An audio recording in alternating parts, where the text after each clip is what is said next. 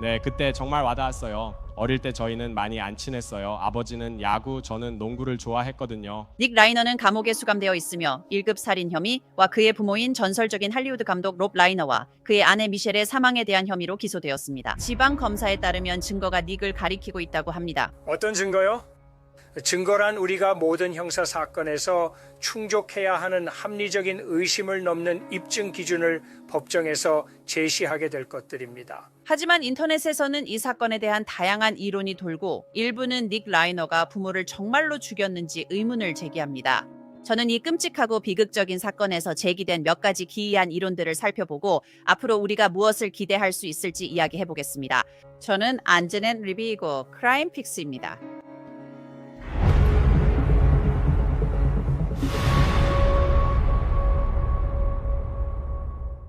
전설적인 할리우드 감독이자 배우인 롭 라이너와 그의 아내 미셸이 브렌트우드에 있는 저택에서 살해됐다는 소문이 할리우드와 인터넷 전역에 퍼지기 시작했을 때 모두가 충격에 휩싸였습니다. 정말 엄청난 충격이었죠. 그런 소식은 일요일 밤이나 그 어떤 때에도 듣게 될 거라고는 전혀 예상하지 못하는 소식이죠.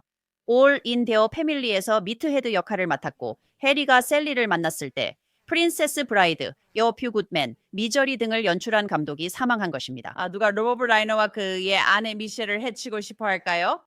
ES30 돌기 시작하고 인터넷에는 라이너 부부의 문제가 많은 32살 아들 닉에 대한 소문이 돌기 시작했어요. 라이너는 열대 시절의 약물 남용으로 최소한 18번이나 재활 치료를 받았고 정신질환과도 싸워왔어요. 그와 그의 유명한 아버지는 2015년 닉의 중독과의 싸움을 다룬 영화 빙 찰리를 함께 제작하기도 했어요. 그리고 제가 했던 나쁜 일들을 포함하는 것도 그렇게 부끄럽지 않았어요. 왜냐하면 많은 사람들이 그런 시기를 겪을 때 꽤 좋지 않은 일들을 하거든요.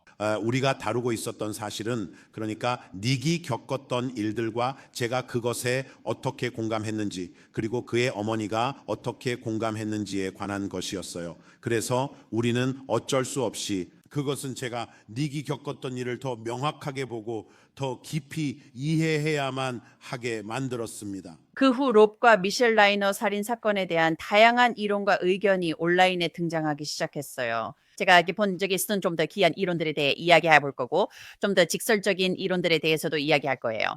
하지만 먼저 우리가 지금 알고 있는 것부터 살펴보죠. 로스앤젤레스 소방서는 11월 14일 일요일 오후 3시가 지난 후쯤 라이너의 브렌트우드 저택에 출동했고 그 후 LA 경찰서에 연락을 했어요. 현장에 도착한 경찰관들은 저택 안에서 2명의 사망자를 발견했고 이후 그들이 롭 라이너와 미셸 라이너임을 확인했습니다. 두 피해자 모두 집의 안방에서 발견되었습니다. 닉 라이너가 전날 밤 부모님과 코난 오브라이언 크리스마스 파티에 참석했다는 보도가 나왔습니다. 닉과 롭이 그곳에서 언쟁을 벌였다는 이야기가 있었습니다. 닉의 부적절한 행동으로 손님들이 불편해졌고 아버지와 아들이 서로 목소리를 높였다고 전해졌습니다.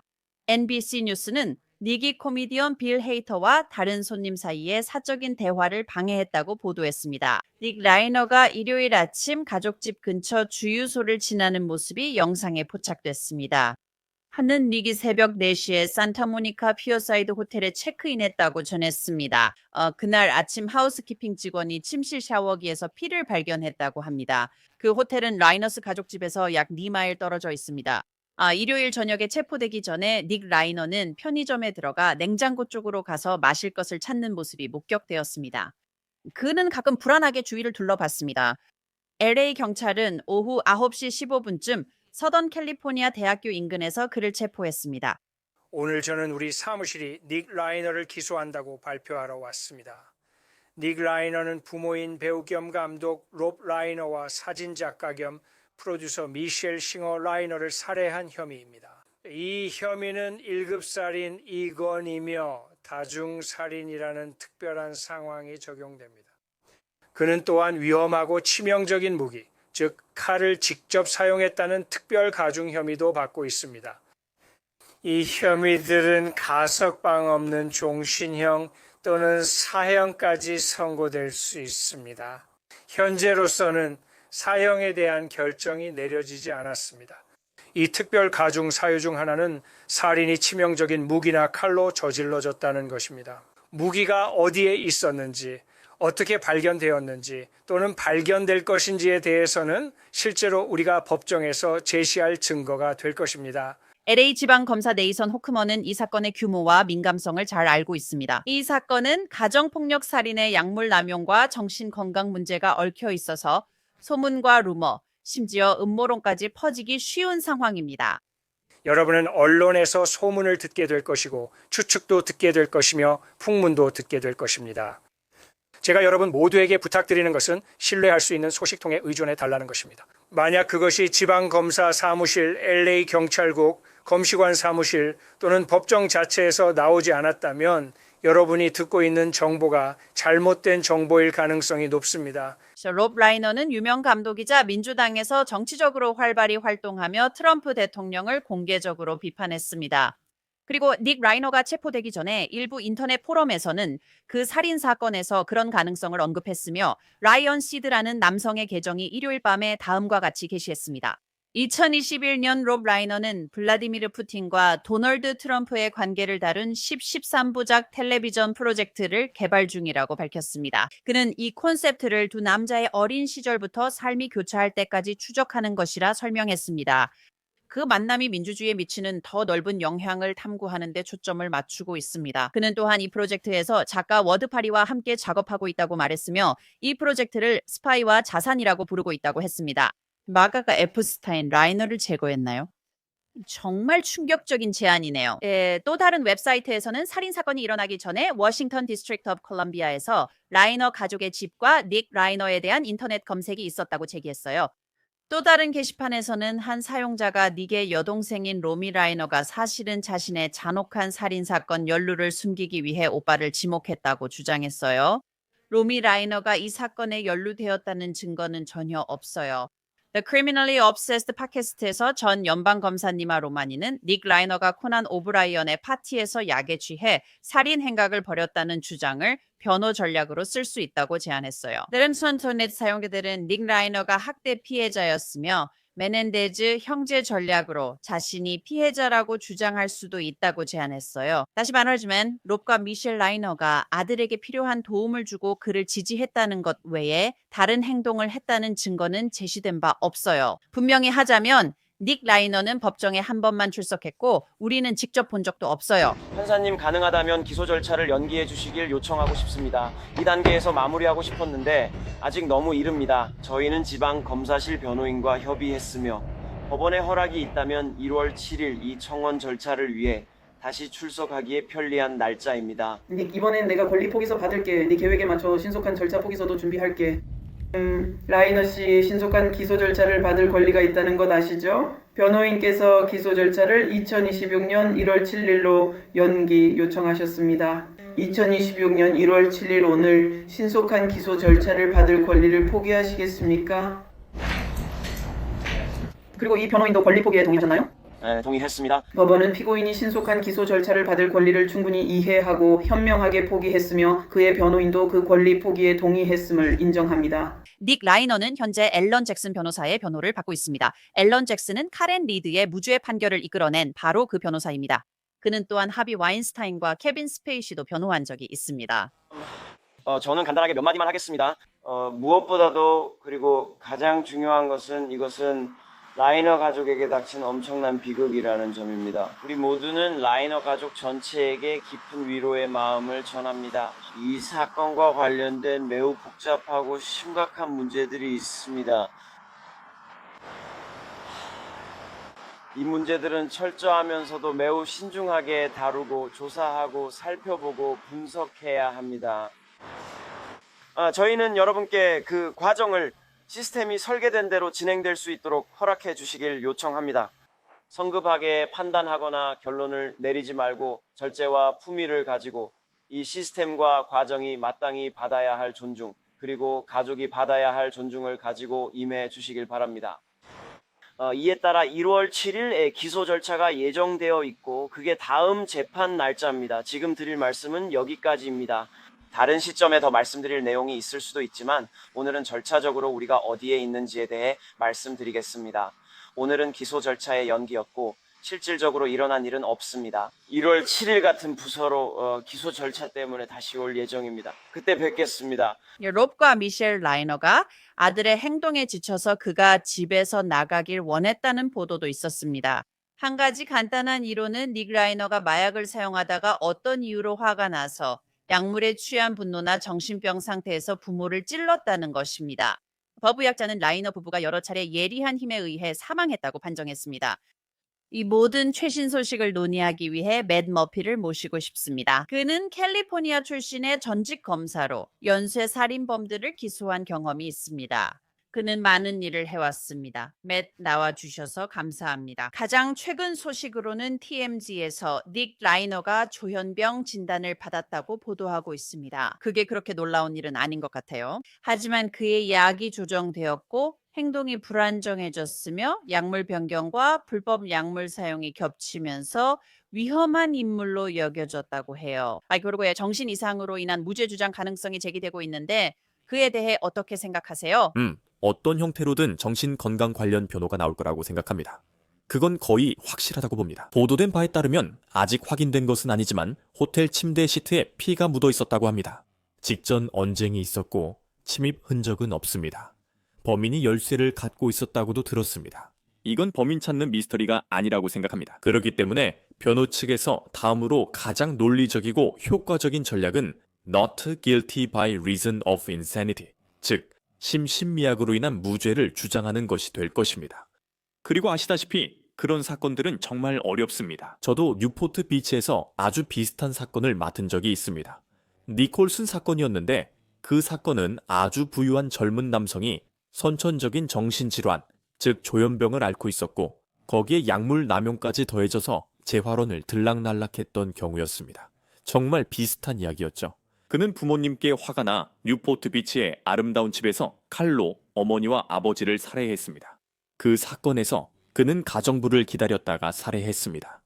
그리고 그것도 비슷했습니다. 만약 보도 내용이 사실이라면 롭 라이너와 그의 아내가 목이 그어졌다면 그게 바로 그들이 한 짓입니다. 이 남자가 니콜슨 사건에서 부모를 죽인 것도 베리사이드라고 합니다. 부모를 살해하는 것을 베리사이드라고 부릅니다. 그리고 그 사건에서 실제로 오랜 기간에 걸친 명확한 정신질환 이력이 있었음에도 불구하고 배심원단은 그가 법적으로는 정상이라고 판단했습니다. 그 사건은 사실 올해 할로윈에 일어났고 그의 선고는 실제로 아마 다음 주에 있을 예정입니다. 그래서 캘리포니아는 맥노튼 규칙이라고 알려진 것을 사용합니다. 그리고 그 말은 피고가 정신이 온전하지 않다라는 방어 논리가 받아들여지려면 그 사람이 자신의 행동의 본질과 결과를 알지 못했다는 것을 입증해야 한다는 뜻입니다. 그리고 그 입증 책임은 방어 측에 있으며 우위의 증거로 증명해야 합니다. 이건 이원화된 시스템, 즉 이원화된 재판 방식인데 사형 선고 사건과 비슷합니다. 먼저 유죄 여부를 판단하는 단계가 있고 그 다음에 같은 배심원단과 함께 두 번째 단계, 즉 두 번째 재판에서 정신 상태를 판단하게 됩니다. 그래서 먼저 그가 범인인지 여부를 판단하고 그 다음에는 그가 이 일을 저질렀는지 판단하게 됩니다. 그가 그 일에 책임이 있었는가? 그리고 그건 어려운 변호 전략이지만 만약 변호인 측이 아니었다면 그 정보가 어디서 나왔을지 모르겠습니다.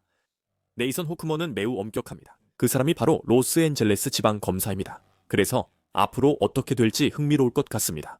다음 절차적으로는 그들은 기소 절차를 계속 진행할 것이고 그래서 변호인 측은 언젠가는 입장을 밝히고 답변을 해야 할 것입니다. 제가 추측컨대 아마 정신 이상 무죄를 주장할 것 같습니다. 그리고 나서 우리는 정신 건강 관련 절차를 시작하게 됩니다. 동시에 네이선 호크먼 로스앤젤레스 지방검사는 사형에 대한 결정을 내려야 할 것이고 LA에서 라이브시 심리라고 부르는 절차를 진행하기 전에 시행하게 됩니다. 이 자리에서 앨런 잭슨이 직접 네이선 호크먼과 그의 직원들에게 완화 사유나 왜 증거가 사형보다 더 가벼운 처벌을 시사해야 하는지에 대해 설명하게 될 것입니다. 캘리포니아주에서는 특별한 상황 시 종신형, 가석방 가능성을 의미합니다. 알다시피 거기는 생각해야 할 점이 정말 많아요. 제 말은 분명히 닉 라이너는 오랜 약물 남용의 역사가 있잖아요. 하지만 제 이해로는 만약 그가 조현병 같은 정신질환을 가지고 있고 최근에 진단을 받았다면 불법 약물을 사용하고 있다면 그러니까 정신을 잃었어요. 저는 조현병이고 정신을 잃었어요라고 말할 수는 없잖아요. 그리고 저는 향정신성 약물과 함께 불법 약물을 사용하고 있었어요. 그래서 저는 NGR이에요.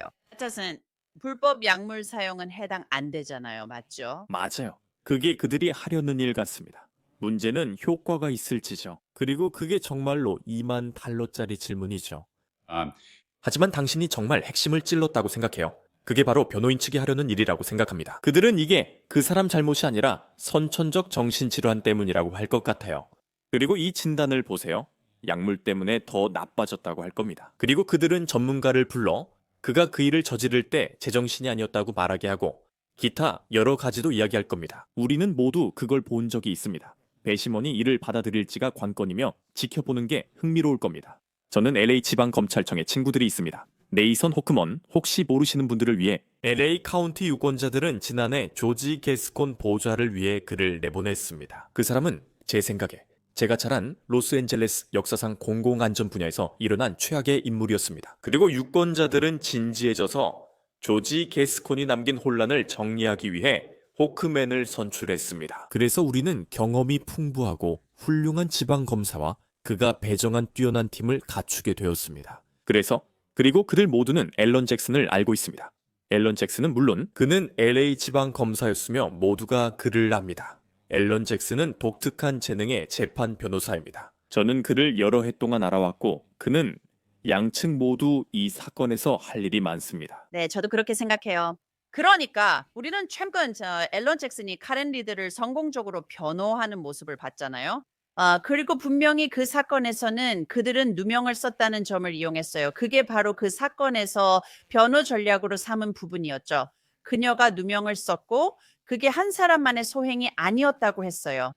앨런 잭슨의 말에 따르면 캔턴시에 있는 모든 사람이 그 일에 연루된 것처럼 들렸어요. 제 생각엔 주 전체가 그랬던 것 같아요. 네, 맞아요. 네, 그 말이 맞아요.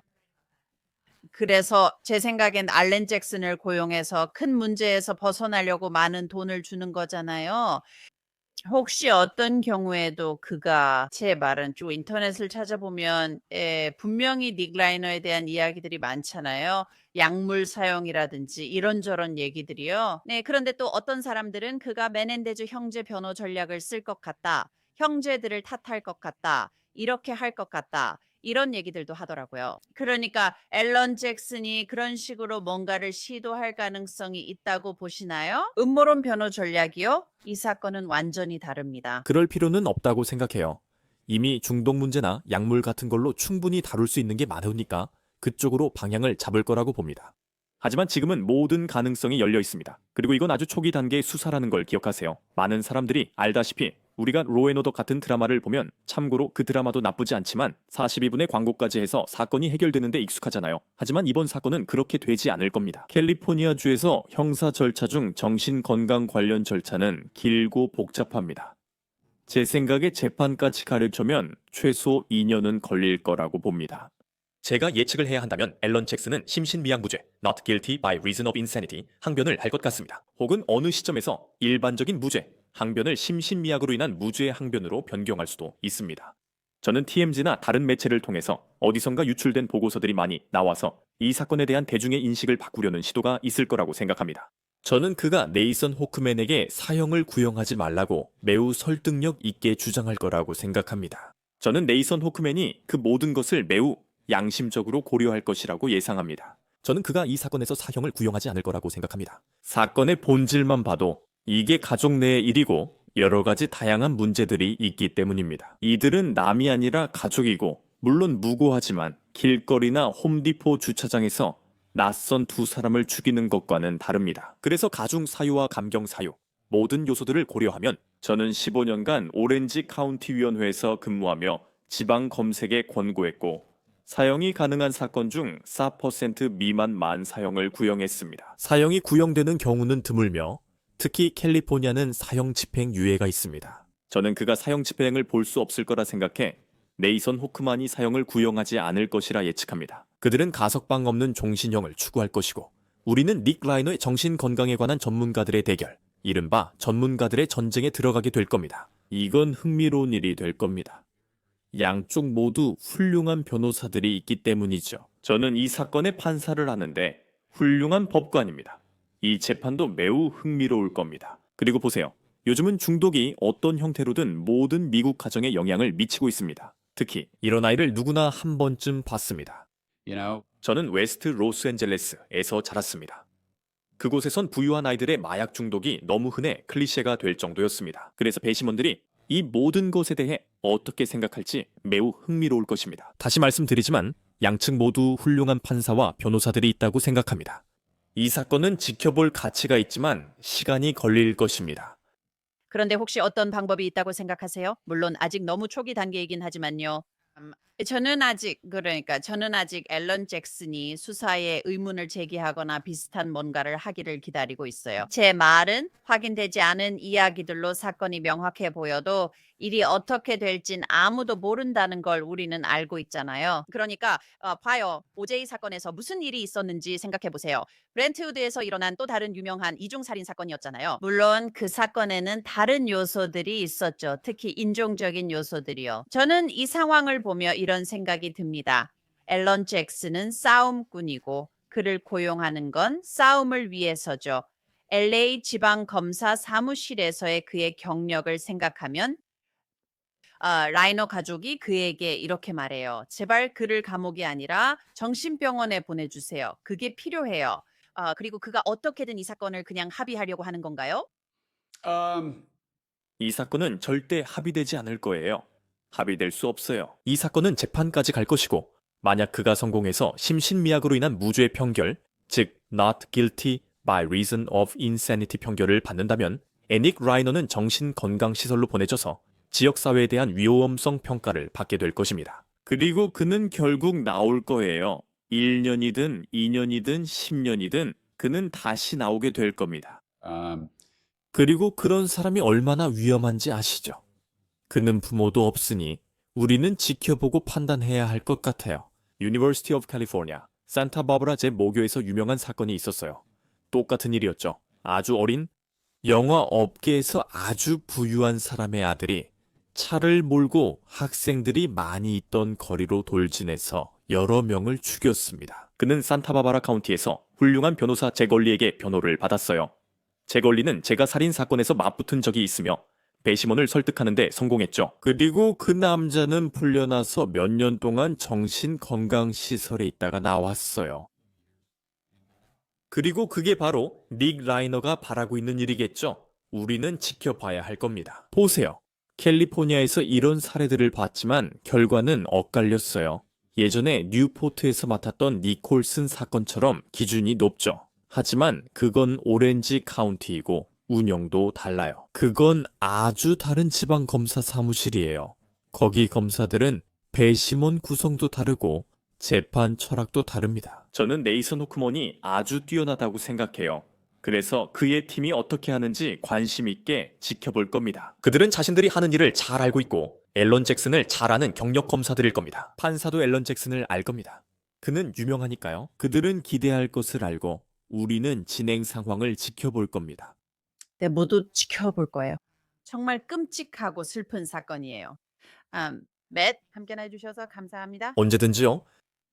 네, 다시 말씀드리지만 닉 라이너는 LA 카운티 교도소에 구금 중이며 1월 7일 법정에 출석할 예정입니다. 계속 시청해 주세요. 크라임 픽스 에피소드는 여기까지입니다. 저는 안제넷 리비였습니다. 감사합니다. 다음에 뵙겠습니다.